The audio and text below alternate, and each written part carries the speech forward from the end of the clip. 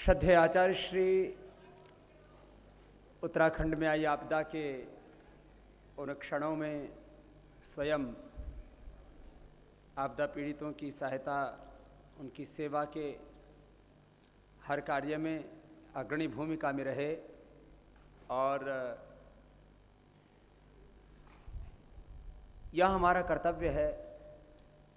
हम अपना ही रूप सबके अंदर देखते हैं।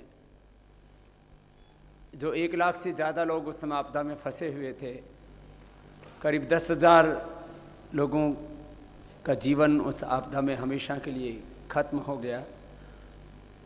ये भारत के इतिहास में प्राकृतिक आपदा का सबसे विकराल रूप हमने देखा और उसमें जिस तरह से कहर बरपा प्रकृति का और लोगों के जीवन में जो दुख आया है उसकी भरपाई तो नहीं हो पाएगी, लेकिन हमारा ये कर्तव्य है कि हमारे अपने परिजनों के साथ, अपने स्वजनों के साथ, हमारे अपने साथ होता तब हम क्या करते।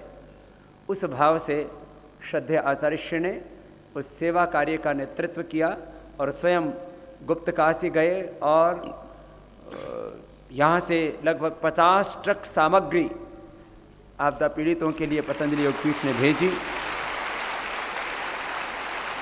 और उसमें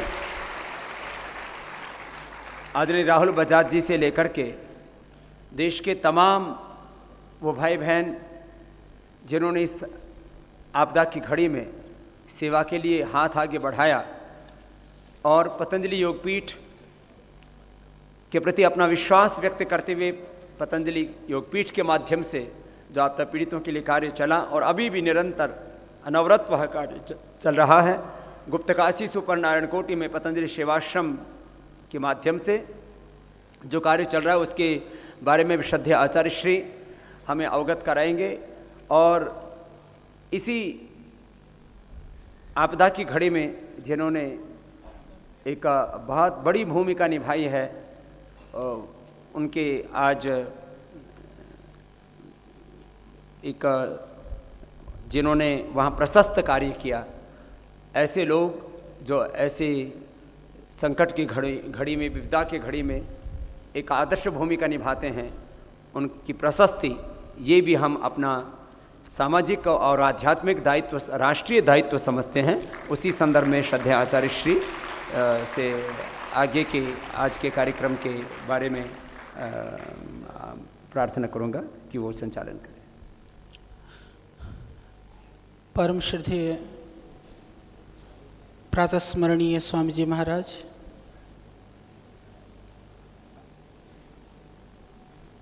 देश के कोने कोने से पधारे हुए माँ भारती के सभी यशस्वी पुत्र और पुत्रियों, हरिद्वार क्षेत्र के हमारे सभी मीडिया के बंधुओं,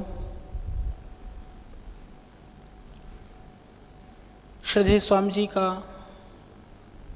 संकल्प, श्रद्धेय स्वामी जी की दृष्टि, श्रद्धेय स्वामी जी की सोच, पिछड़ों को मिलाया, बिछड़ों को गले लगाया, रोगियों को निरोग बनाया, देश की विकृतियों को दूर करके देश को पुनः उस अतीत के गौरवशाली इतिहास के साथ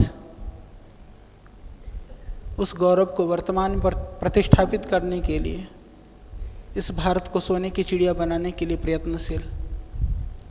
श्रद्धेय स्वामी जी ने हर विषमताओं में, हर प्रतिकूलताओं में, जहाँ भी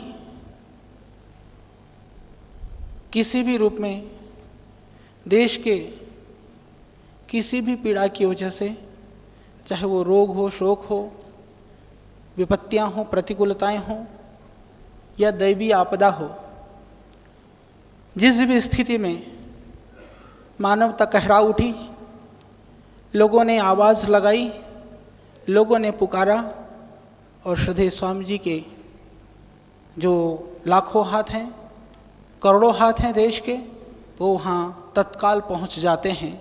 यह पूरा देश नहीं अपितु पूरा विश्व अनुभव करता है। सुनामी से लेकर के, बिहार बाढ़ पीड़ा से लेकर के अभी इस उत्तराखंड में आई हुई भयानक ये त्रासदी, इस दैवीय प्रकोप को, रुद्र के इस रौद्र रूप को सबने देखा, मन विचलित हुआ, हृदय द्रवित हुआ।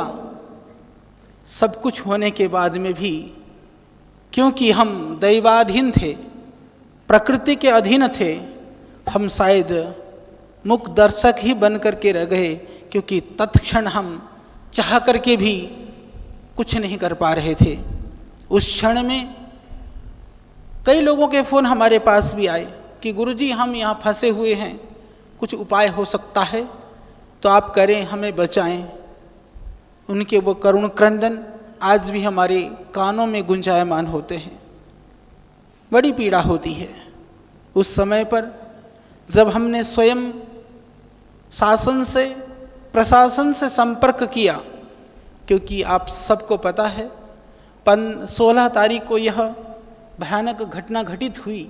16-17 तारीख तक इसको बड़ा हल्के रूप में लिया गया, शासन के स्तर पर हल्के रूप में लिया गया।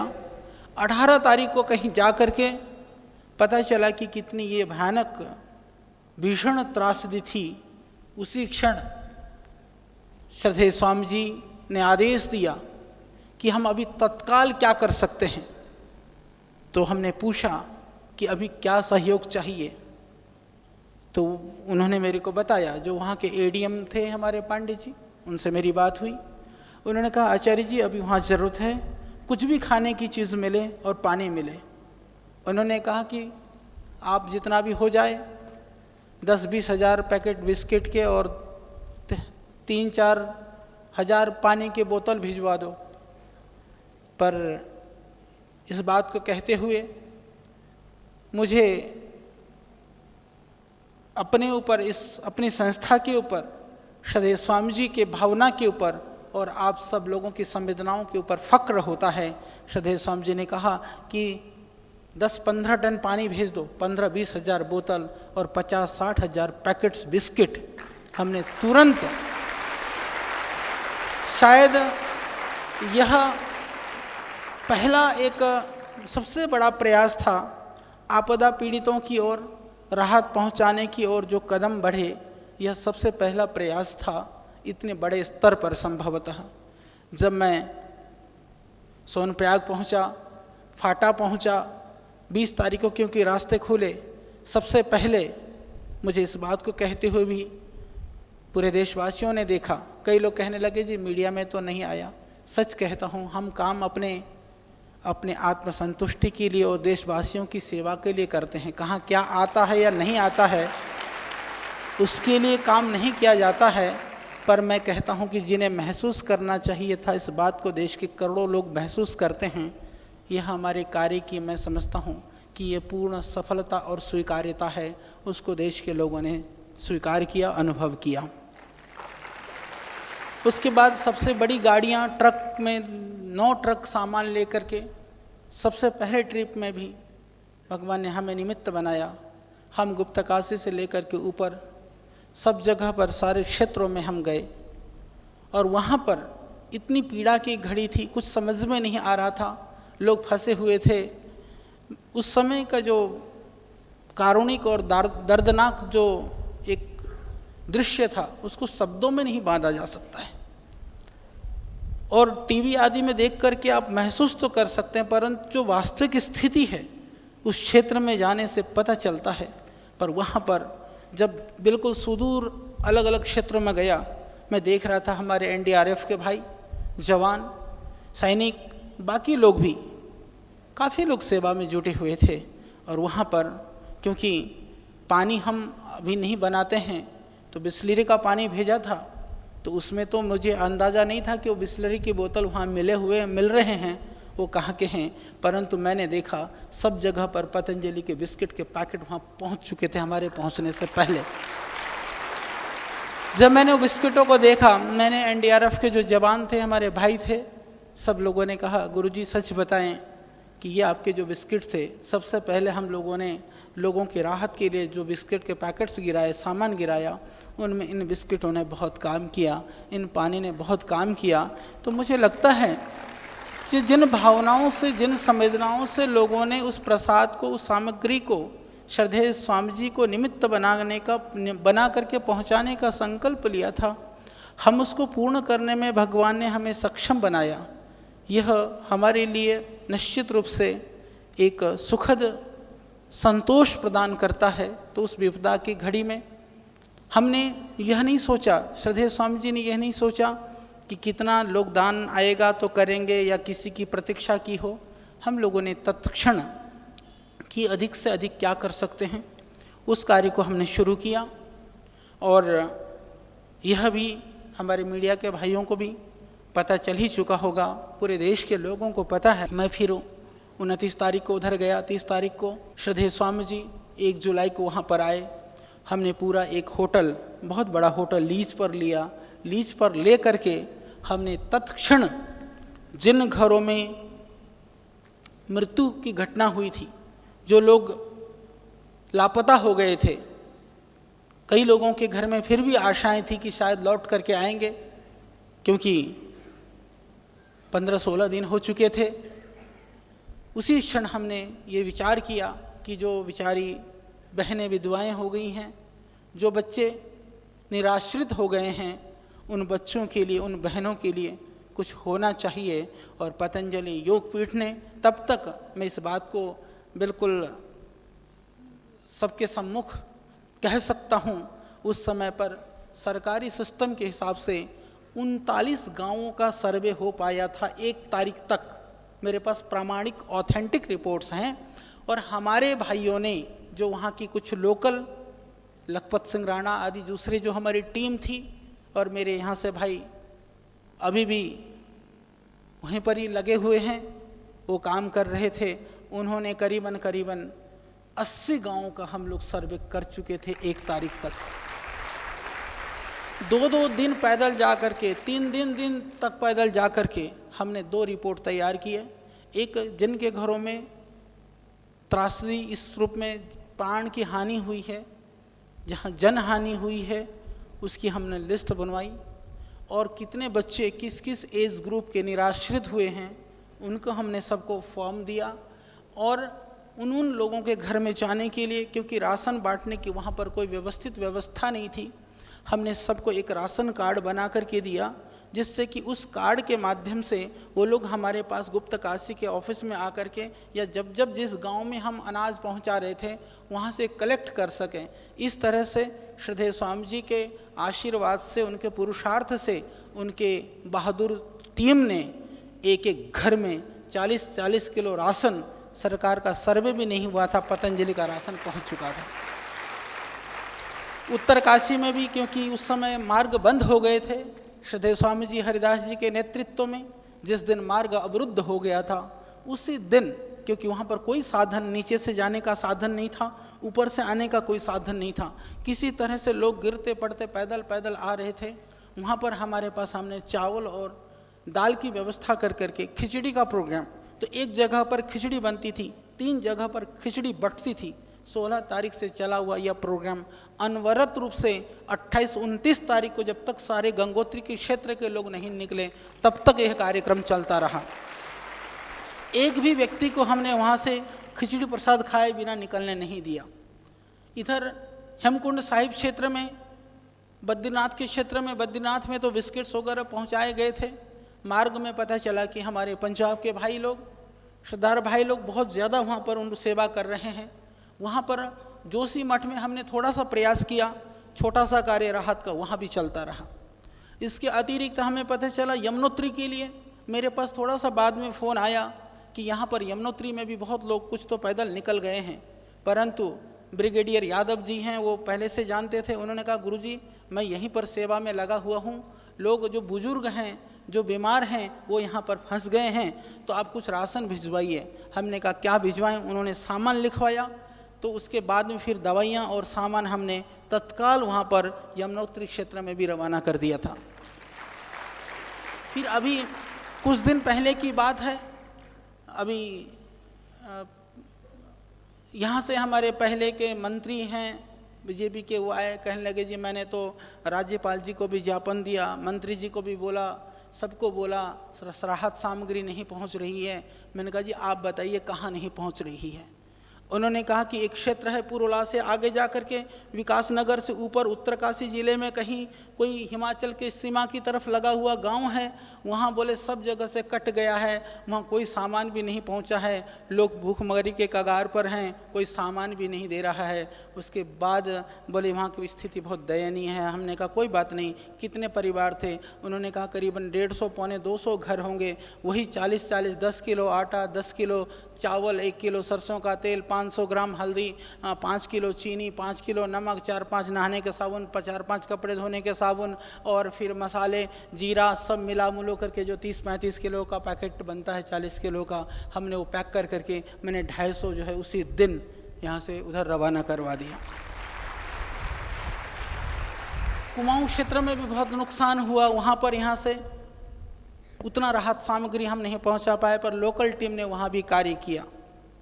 इसके अलावा लक्सर क्षेत्र में, हरिद्वार के जो क्षेत्र में, यहाँ भी बहुत भयानक स्थिति थी।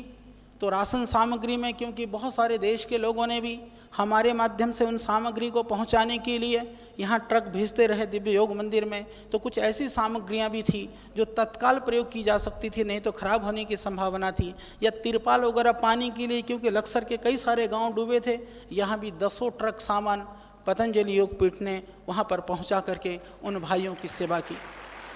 इस तरह से यह सेवा का कार्य, देखिए दैवीय आपदाएं, दैवीय प्रकोप, कहीं ना कहीं यह भी मैं ऐसा मानता हूँ कि हमारी भूलें हैं, मानवीय भूलें की वजह से यह एक भयानक, क्योंकि प्रकृति के साथ छेड़छाड़, पर्यावरण के साथ छेड़छाड़, यह एक हमारी तरह से नासमझी हुई जो परिणाम की वजह से ये भयानक त्रासदी का कारण है, हम ऐसा मानते हैं। परंतु त्रासदी से पहले सावधानी नहीं हुई तो भी त्रासदी होने के बाद में समय पर सचेत होकर के शायद हम लोगों की, हजारों भाई बहनों की प्राण रक्षा कर सकते हैं। तो उसके लिए भी हमें आगे आकर के काम करना चाहिए। इस रूप को पतंजलि योगपीठ ने अपने तरफ से एक विनम्र प्रयास किया, एक नम्र प्रयास के साथ में, एक भावना और संवेदना के साथ में, क्योंकि वह सब हमारे भाई बहन हैं, हमारे पारिवारिक जन हैं, हमारे अपने हैं, हमारे स्वजन हैं। इस भाव से उस कार्य को हमने अपने लक्ष्य तक पहुंचाने का प्रयास किया। और आज क्योंकि हमारे लोकल मीडिया के भाई भी हैं, हमारे दूसरे भाई यहाँ बैठे हैं, अभी मैं परिचय कराऊँगा। एक बात और बताना चाहता हूँ संपूर्ण देशवासियों को कि आज मेरे पास, क्योंकि मैं हर रोज़ बाकी काम करूँ या ना करूँ, जिस दिन से यह दैवीय आपदा आई है लगभग 18 तारीख से मेरा पूरा मन उन पहाड़ों पर बसा हुआ है, उन जगहों पर है। और उन देश के तमाम क्षेत्रों में भी हमने उन लोगों के लिए भी कहा है कि जो जिन घरों में बच्चे अनाथ हुए हैं पूरे देश में, क्योंकि कई गांव तीर्थ यात्रा के लिए आए हुए थे, गांव का गांव भी हिमालय में समा गया, वहाँ के लिए भी मध्य प्रदेश के क्षेत्र हैं, कुछ गुजरात के हैं, कुछ यूपी के हैं, हरिद्वार से भी कई लोगों की मृत्यु हुई है। तो उनको भी हमने कहा कि ऐसे कोई भी बच्चे हैं इस तरह की आपदा में जहाँ भी हैं, सबके लिए सेवा करने के लिए पतंजलि योगपीठ संलग्न है। और अभी हमारे पास आज की सूचना है, डेली मैं रिपोर्ट लेता हूँ, मेरे पास 71 बच्चे पहुँच चुके हैं।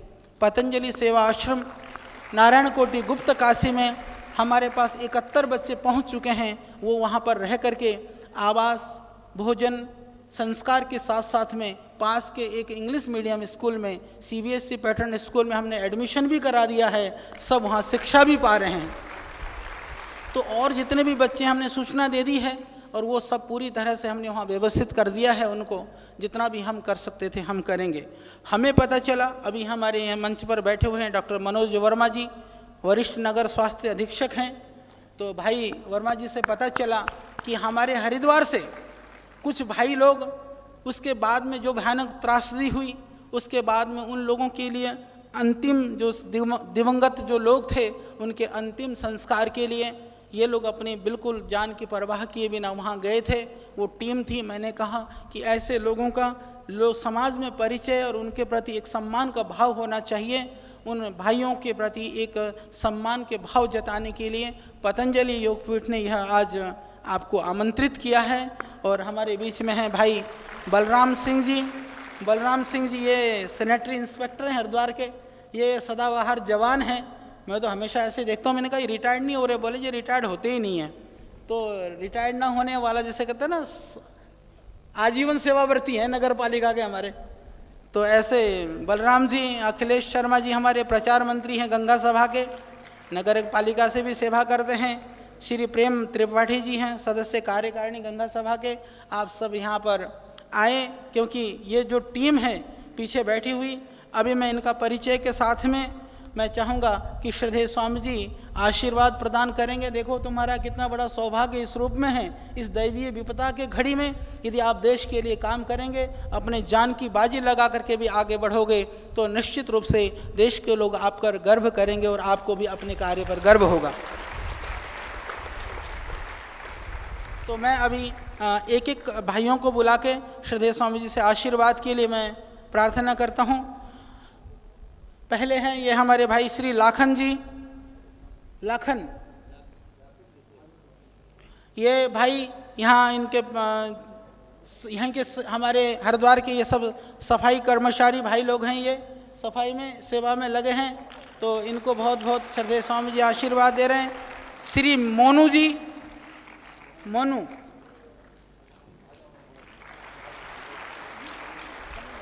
श्री रामू,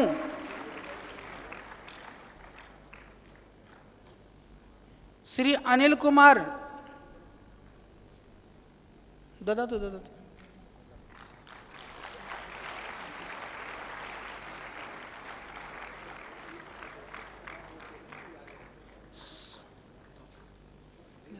श्री बलजीत सिंह बिश्नोई, श्री महाकाल, श्री विजय मंडल,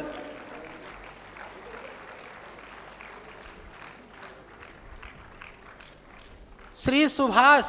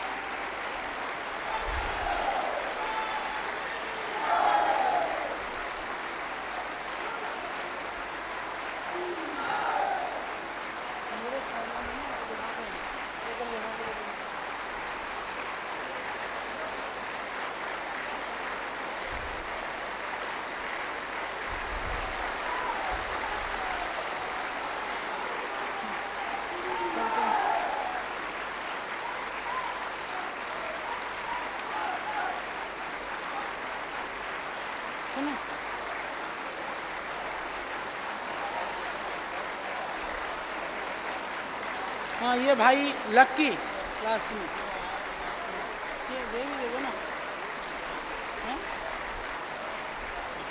और एक थोड़ी सी बात मैं और बताना चाहता हूँ। ये 9 भाई यहाँ पर आए, एक भाई श्री अरविंद जी वह इसलिए नहीं आ पाए, उनका प्रसाद दे दिया है। आज उनकी माताजी का देहावसान हो गया है, इसीलिए वो नहीं आ पाए। उनको भी बहुत श्रद्धेय स्वामी जी के आशीर्वाद और ये संस्थान की तरफ से इनको प्रसाद के साथ में ये पुरस्कार भी और दे रहे हैं। और मैं चाहूँगा क्योंकि ये नगर पालिका की जो हमारी टीम है इनको भी श्रद्धेय स्वामी जी माला से आशीर्वाद प्रदान करेंगे। भाई मनोज वर्मा जी थोड़ा, क्योंकि आप भी हमारी इस नगर को सुंदर और स्वच्छ बनाने में लगे रहते हैं। जी भाई अखिलेश जी, ये गंगा सभा से हैं आप। श्री त्रिपाठी जी, प्रेम त्रिपाठी जी, और श्री बलराम सिंह जी।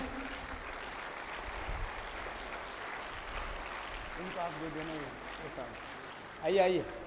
यह छोटा सा कार्य था, पर इस छोटे के कार्य के पीछे बहुत बड़ी भावना, बहुत बड़ी संवेदना, बहुत बड़ी दृष्टि, क्योंकि ये वो भाई लोग हैं वहाँ पर, क्योंकि मैंने देखा सोनप्रयाग, उससे ऊपर गौरीकुंड के रास्ते पर, वहाँ तक मैं पैदल गया था। इतनी कारुणिक और हृदय को द्रवित करने वाले दृश्य हमने वहाँ पर दिखाई दिए कि लोगों को वहाँ पर पहुँचना कठिन, पहुँचे तो वहाँ पर जाकर के कुछ करना ये और भी कठिन काम था। यहाँ से भी और भी भाई लोग गए थे ऊपर के लिए। कुछ भाई लोग इतने परेशान हो गए रास्ते में ही, उनको लगा कि पता नहीं हमें कहाँ भेज रहे हैं, क्या कर रहे हैं, वो रास्ते में से लौट करके आए। तो ये 10 भाई हमारे ऐसे बहादुर, क्योंकि ये हरिद्वार जिले के लिए मैं समझता हूँ, ये हरिद्वार जिले के एक तरह से गौरव हैं। हम जिस काम को नहीं कर सकते थे, अंतिम संस्कार किसी भी व्यक्ति के लिए हिंदू धर्म में कम से कम एक बहुत बड़ा कार्य माना जाता है। उसके लिए पुत्र पौत्रों की कामना की जाती है शास्त्रों में। जिस कार्य को पुत्र नहीं निभा पाए, पौत्र न निभा पाए, उस कार्य को निभाने के लिए भगवान ने इन व्यक्तियों को निमित्त बनाया, और वो हरिद्वार से जुड़े हुए थे। इसलिए हमने सोचा कि उस कर्तव्य का निर्वहन जिन्होंने निभाया, ऐसे भाइयों का, उनको देख करके, उनको सम्मान कर करके निश्चित रूप से पतंजलि योगपीठ अपने आप को कहीं न कहीं से सुकून महसूस करता है कि उस पीड़ा में मैंने देखा वहाँ पर जो गए हुए लोग थे, जो लोग गए, बहुत लोग तो यहाँ बैठ करके भी अपनी संवेदनाएं, अपनी पीड़ा को व्यक्त कर रहे थे, पर वहाँ जो भी पहुँचा उसने भरसक जो भी बन पाया, जो भी अच्छा कर पाया, ये किसी की भी प्राण रक्षा के लिए कुछ भी कर पाया, उसके लिए पूरी तरह से उसने अपने आप को लगाया। तो इसीलिए इन भाइयों के माध्यम से हमने यही संदेश देने का प्रयास है कि दैवीय आपदा बेशक हमारे हाथों में नहीं है उनको एकदम रोक पाना, पर आने के बाद में भी यह देश पूरी तरह से एक है। किसी भी तरह से जाति, भाषा, प्रांत, राजनीतिक कटुताओं के बीच में आज भी समाज बटा हुआ नहीं है। आवश्यकता पड़ेगी तो सारा देश एक होकर के, खड़ा होकर के सेवा कार्य करने के लिए और अपने कर्तव्य को निभाने के लिए पूरी तरह से तत्पर है, पूरी तरह से संलग्न है, और इसी तरह से यह समाज आगे बढ़ता रहेगा। पुनः इन सब भाइयों का मैं इनके सेवा कार्यों के लिए भगवान से प्रार्थना करता हूँ कि आप सबके अंदर इतनी शक्ति भगवान दें, इतनी ऊर्जा दें, और आपको देख करके देश के लाखों लाखों हृदय में भी सेवा की भावना जागृत हो, बलवती हो, जिससे कि लोग सेवा के लिए सबसे आगे आएं, बढ़कर के आएं, क्योंकि सेवा को शास्त्र में सबसे कठिन कार्य कहा है। सेवा धर्मो परम गहनो योगी नाम अपि अगम्य, कि कहा कि सेवा एक ऐसा कठिन काम है जिसके था, जिसके अंत को तो योगी भी नहीं जान पाए। तो उस कार्य को करने वाले सभी उन तमाम लोगों को, तमाम भाइयों को जो भी उस विपदा की, आपदा की घड़ी में लगे रहें, उन सब के प्रति भी मैं उन सब का वंदन करता हूँ। और जो दिवंगत आत्माएं, शरीर, हमने वहाँ जाकर के गुप्त काशी में, नारायण कोटि में भी शांति यज्ञ किया, शांति यज्ञ करने तो हम बैठे थे, पर करते करते हमारा ही मन कहीं न कहीं से द्रवित हो उठा। तो उन सब की आत्माओं के लिए भी वहाँ नियमित रूप से यज्ञ हम कर रहे हैं। वहीं नारायण कोटि में प्रतिदिन यज्ञ होता है। हमने कहा कि ये शांति के लिए इस यज्ञ की फॉर्मेलिटी नहीं, अभी तो पूरे शास्त्र में जो भी विधान है, जो भी हम कर सकते हैं, हमें अनवरत करना है। इस भाव से वह कार्य भी वहाँ पर चल रहा है। तो आज इस कार्य में मैं तो, क्योंकि मुझे नहीं समझ में आता है कि और क्या कहूँ, किन शब्दों में कहूँ। जब वो दृश्य याद आते हैं, आंखों के सामने वो चीज़ें दिखाई देने लगती हैं, तो हृदय भर आता है। हाथों में पैरों में जैसे एक जान सी नहीं रहती है, पर हम लगे हैं। आप लोगों ने ताकत दी है, देश के लोगों ने विश्वास दिया है, उसको हम पूरी तरह से करेंगे। इतना कहता हुआ मैं अपने शब्दों को विराम देता हूँ। ओम।